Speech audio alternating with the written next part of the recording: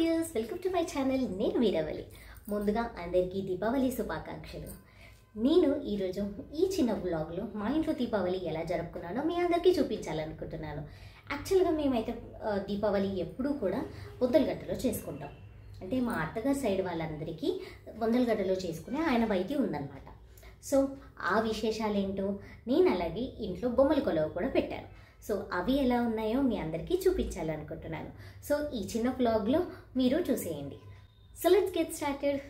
So నేను every year బొమ్మలు అనేది నేను ఒక బాక్స్లో స్టోర్ చేసుకొని పెట్టుకుంటానండి. ఒక కాటన్ బాక్స్లో. అంటే నాకు ఒకటి టేబుల్ ఫ్యాన్ ఉందన్నమాట. టేబుల్ ఫ్యాన్కి వచ్చిన బాక్స్లో మొత్తం అన్ని బొమ్మలన్నీ నేను సెట్ చేసుకొని పెట్టుకుంటాను. ఎందుకంటే నాకు ఇక్కడ ఇంట్లో పెట్టడానికి షోకేస్ లాగా లేవన్నమాట. సో ఆ బాక్స్లో స్టోర్ చేసుకొని పెట్టుకుంటాను. నేను ఇవన్నీ ముందు రోజే తీసి నీళ్ళతో చక్కగా కడిగి, అంటే కలర్ పోనివి అయితే నీళ్ళలో కడిగేస్తాను, లేదంటే బట్టతో నీట్గా క్లీన్ చేసేసుకొని ప్రతి ఒక్క దేవుడి బొమ్మకి బొట్లు పెట్టేసుకొని రెడీ చేసుకొని మళ్ళీ అదే బాక్స్లో పెట్టేసుకుంటాను. సో దట్ ఇవన్నీ నాకు నెక్స్ట్ డే రోజు సెట్ చేసుకోవడానికి నాకు చాలా ఈజీగా అయిపోతుంది అనమాట. సో అందుకే ముందు రోజే అన్నీ క్లీన్ చేసేసుకొని పెట్టేసుకుంటాను అనమాట. ప్రతి ఒక్క బొమ్మని ఇలా చేసుకొని వాటికి బొట్టు పెట్టేసుకొని మళ్ళీ కొంచెం ఆరిపోయిన తర్వాత మళ్ళీ అదే కాటన్ బాక్స్లో పెట్టేసి నెక్స్ట్ డే యూజ్ చేసుకుంటాను నేను.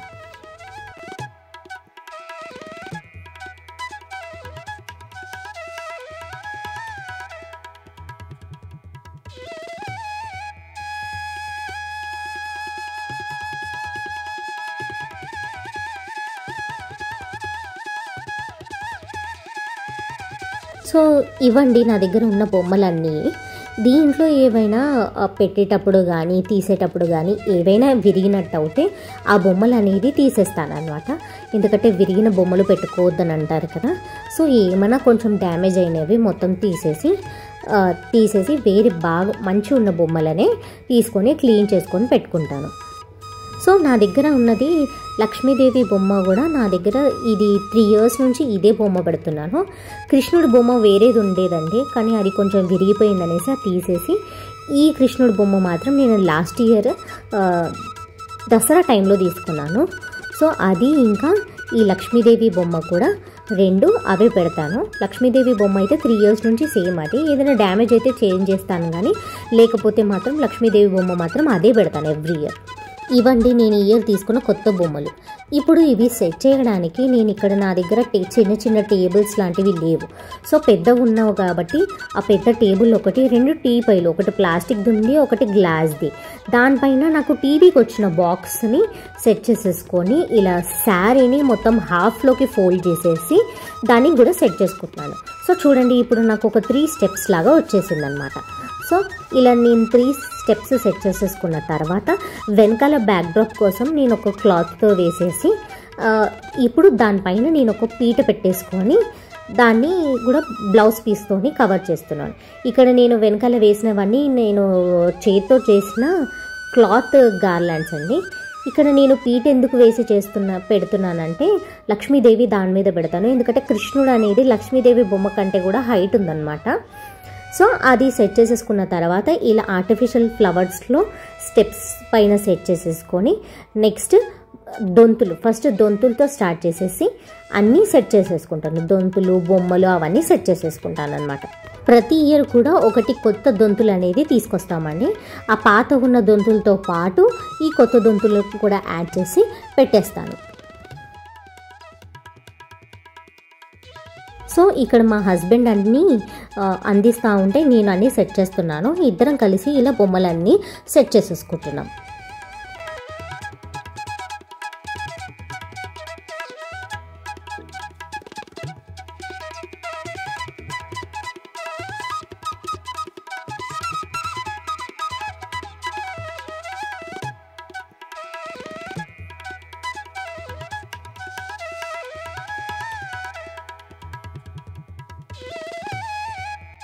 సో నేను మా హస్బెండ్ కలిసి బొమ్మలని ఇలా సెట్ చేసేసామండి 3 steps పైన. సో సెట్ చేసుకున్న తర్వాత ఇలా ఉంది. ఇంకా నేను ఇక్కడ లక్ష్మీదేవి బొమ్మ పెట్టలేదు. ఇది అయిపోయిన తర్వాత నెక్స్ట్ నేను లక్ష్మీదేవి బొమ్మ పెట్టేసి దాన్ని కూడా కొంచెం ఫ్లవర్స్తో డెకరేట్ చేసేస్తాను.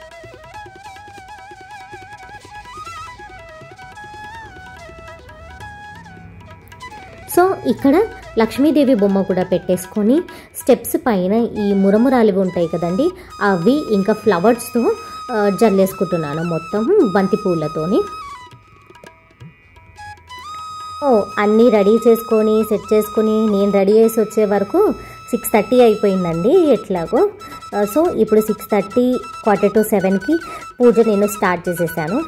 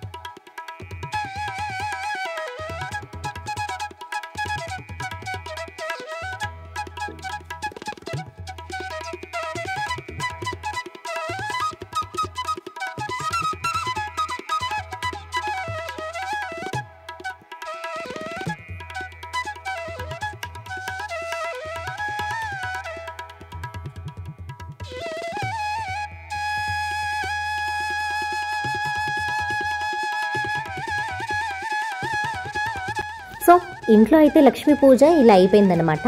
సో నెక్స్ట్ ఇప్పుడు లక్ష్మీ పూజ తర్వాత మేము నెక్స్ట్ బొందలగడ్డకి వెళ్ళిపోతామండి. సో అన్నీ సెట్ చేసేసుకొని ఈస్ట్ మారేట్పల్లిలో ఉన్న బొందలగడ్డలోకి వెళ్ళిపోయామన్నమాట. సో ఈ బొందలగడ్డలో అయితే అసలు భయపడాల్సిన అవసరం లేదండి. అంటే చాలామంది అమావాస్య రోజు బొందలగడ్డకి వెళ్తారని చిన్నపిల్లల్ని తీసుకొని భయపడతారు కదా, కానీ అస్సలు ఈరోజు అదొక శ్మశాన వాటిక అన్నట్టే ఉండదు. ఎంత పండగలాగా ఉంటుంది అక్కడ అయితే, ఫుల్ అంత బాగా జరుపుతారనమాట. దానికి బాగా డెకరేషన్లు చూడండి, ప్రతి ఒక్క దానికి డెకరేషన్ చేస్తారు ఈరోజు. అందరూ ఎవరు ఫ్యామిలీ మెంబర్స్ వాళ్ళ తాతలు ముత్తాతలు వాళ్ళందరినీ ఈరోజు ఆ పండుగలో ఇన్వాల్వ్ చేస్తారనమాట. వాళ్ళతో పాటు పండుగ సెలబ్రేట్ చేసుకుంటారు. సో వాళ్ళకి అంటే వాళ్ళని గుర్తు చేసుకుంటూ ఇక్కడ పండుగ చేసుకుంటారు. వాళ్ళకి ఇష్టమైన వంటలన్నీ వండుకొని వచ్చి వాళ్ళకి నైవేద్యంగా పెట్టి వాళ్ళతో పాటు పండుగను సెలబ్రేట్ చేసుకొని అక్కడే చాలా క్రాకర్స్ కూడా కాలుస్తారు. ఆ క్రాకర్స్ కాల్చేసి వాళ్ళు కూడా మనతో పాటే ఉన్నారని అనుకొని వాళ్ళతో పాటు పండుగ సెలబ్రేట్ చేసుకున్న తర్వాత ఇంటికి వెళ్ళిపోతారు. చూడండి, మేమైతే ఇలా డెకరేట్ చేసి ఇలా నైవేద్యాలు పెట్టాము. చాలామంది నాన్ వెజ్ కూడా పెడతారు, కానీ మేము ఇంట్లో బొమ్మలు పెడతాం కాబట్టి, లక్ష్మీదేవిని పెట్టుకుంటాం కాబట్టి నాన్ వెజ్ పెట్టకుండా ఏదైనా ఒక కర్రీ పెట్టి పూరీలు పెట్టి ఇంకా పిండి వంటలు మన ఇష్టం స్వీట్స్, పిండి వంటలు, ఫ్రూట్స్, పువ్వులు అన్నీ పెట్టేసి వాళ్ళకి ఇలా నైవేద్యంగా పెట్టేస్తాం. సో నెక్స్ట్ ఇక్కడ ఈ కార్యక్రమం అంతా అయిపోయిన తర్వాత పెద్దలకు అంతా పెట్టేసిన తర్వాత ఇప్పుడు ఇంటికి వెళ్ళి ఇంటి దగ్గర కూడా క్రాకర్స్ కాలుస్తాం. ఇంకా లేట్ నైట్ వరకు ఫుల్ క్రాకర్స్.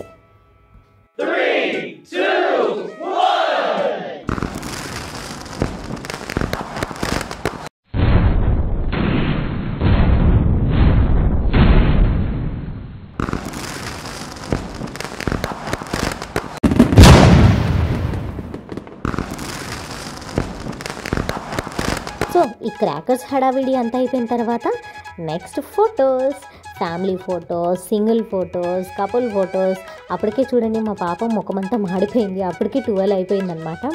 సో ఇలా కొన్ని ఫొటోస్ దిగేసుకున్న తర్వాత ఇక్కడతో మా దివాళీ సెలబ్రేషన్స్ అనేది కంప్లీట్ అయిపోయింది. సో మీ అందరికీ కూడా మా ఫ్యామిలీ తరపు నుంచి హ్యాపీ దివాళీ. మీ అందరికీ ఈ చిన్న దీపావళి సెలబ్రేషన్స్ వ్లాగ్ అనేది మీకు అందరికీ నచ్చిందని అనుకుంటున్నాను. సో నచ్చితే లైక్ చేయండి, షేర్ చేయండి, అలాగే కమెంట్ చేయడం మర్చిపోకండి. అలాగే మీరు కూడా మీ ఇంట్లో దీపావళి ఎలా సెలబ్రేట్ చేసుకున్నారో అవి కూడా నాకు చెప్పండి కామెంట్స్లో. Thank you for watching.